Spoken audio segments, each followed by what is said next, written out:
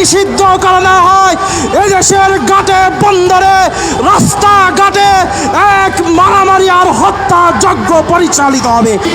আজকে আমাদের 10 ও তাজলিস বাদ দিয়ে বাংলাদেশ এ জাতি এ মাটির পবিত্রতা রক্ষার জন্য এ দেশের মানুষের তাহজিব তামাদ্দুন এ দেশের মানুষের সংস্কৃতিকে রক্ষা করার দাবিতে ঘৃণিত সন্ত্রাসী জঙ্গি সংগঠন ইসকনকে নিষিদ্ধ করার দাবি নিয়ে ঢাকা উলামা ঐক্য পরিষদ আজকের এই মানববন্ধনের আহ্বান জানিয়েছে।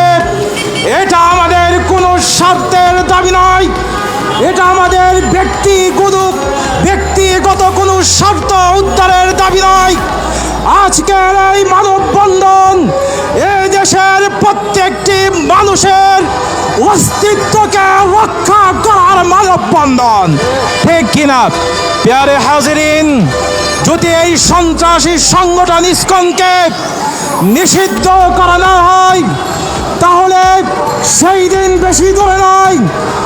অতীতে আমরা যেমনিভাবে একটি জালেম সরকারের, একটি ফ্যাসিস্ট সরকারের পদতলে এদেশের জনগণ বঞ্চিত হয়েছে, এদেশের জনগণ জুলুমের শিকার হয়েছে, সেই দিন বেশি দূরে নয় যেই দিন যদি এই ইসকনকে নিষিদ্ধ করা না হয় এদেশের ঘাটে বন্দরে রাস্তাঘাটে এক মারামারি আর হত্যা যজ্ঞ পরিচালিত হবে, ঠিক কিনা?